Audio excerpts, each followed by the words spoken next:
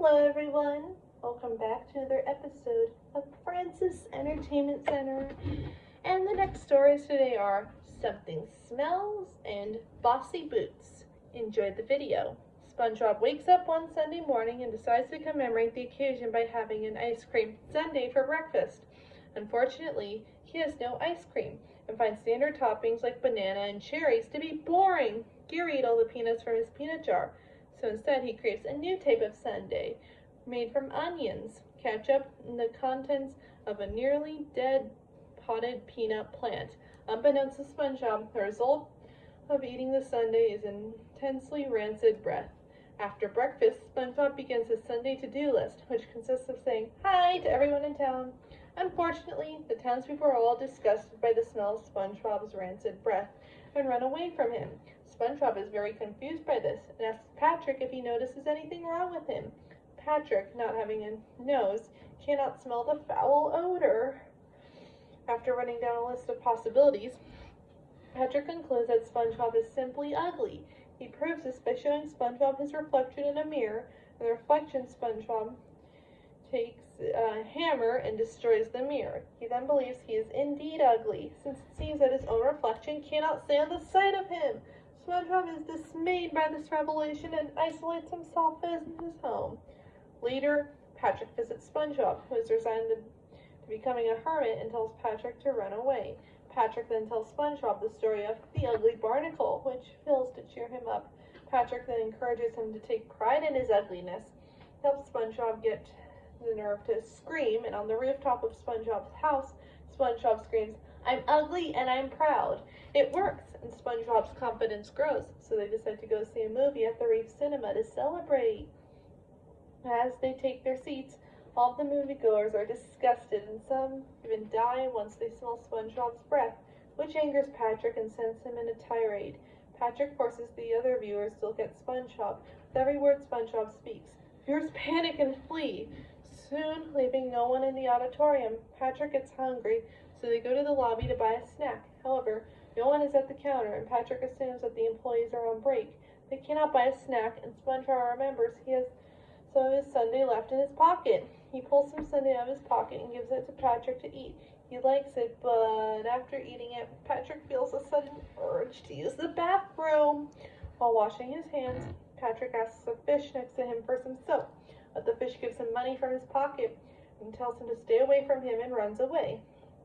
Upon finding that no one will stay within his vicinity, Patrick fears he's caught the ugly from SpongeBob and hides in a stall with a paper bag over his head. SpongeBob attempts to help him out by explaining that there is power in pride, which Patrick had taught him earlier that day.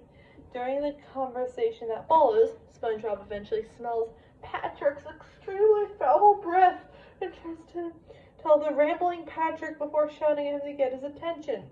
He then tells Patrick that it is not his appearance, but his breath which stinks. Much to Patrick's relief, SpongeBob then asks what he ate, which Patrick replied, "Some roast beef, some chicken, a pizza, just this morning," knowing there must have been more than that. SpongeBob says, "What else?" and Patrick replies, "Well, I had some of your sundae." Then dawns on him, it was the sundae SpongeBob made that gave Patrick bad breath. SpongeBob realizes that they are not ugly, but simply have bad breath from the sundae. Relieved their appearance was not the problem, the two begin to run around shouting, "We stink!" causing their noxious breath to melt down the theater. SpongeBob and Patrick run into Squidward, who is looking at wigs in a window display. SpongeBob cries out in joy, "Guess what, Squidward? We stink!" as they hug him, leaving Squidward staring blankly as SpongeBob and Patrick start running away into the distance, laughing and cheering. At the Krusty Krab, Mr. Krabs holds a meeting with his employees, informing that them and his daughter Pearl is going to be working at the Krusty Krab during her summer vacation, that she has a lot of new ideas to improve at the restaurant. Squidward does not like the idea of being told what to do by a teenager, and he and SpongeBob agree to stand up to her to protect their jobs. Pearl soon arrives, and SpongeBob's resolution quickly crumbles.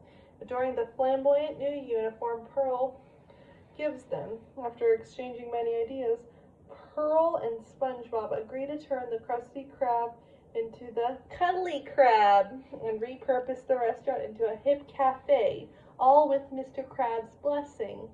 Squidward remains the only holdout and shakes the newly designed sign in frustration.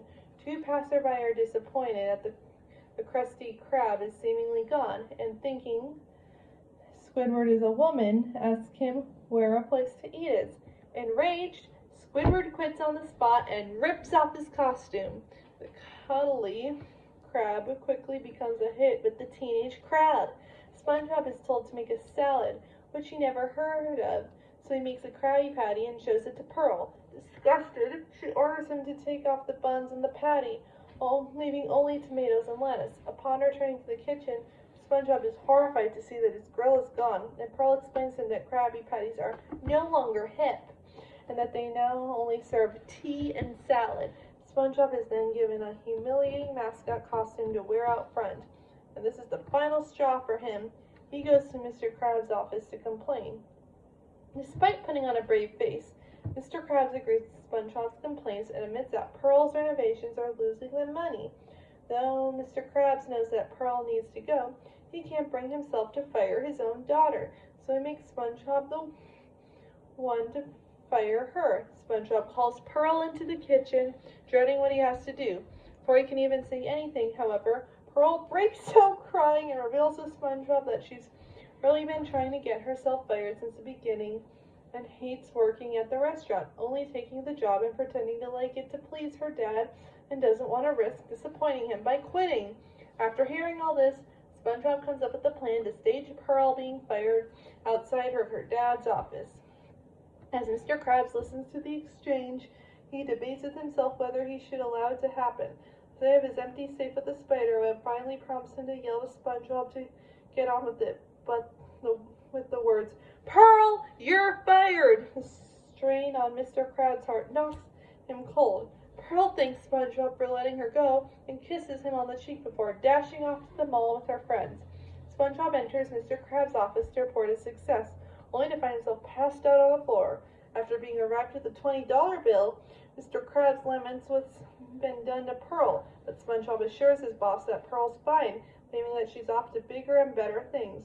While he's glad that the situation is resolved, Mr. Krabs wonders how he'll get his money back for all of Cuddly Krab's decorations and merchandise. SpongeBob buys all of them, costing him 1 year's salary, and puts them in his house for enjoyment, while Gary is uncomfortable.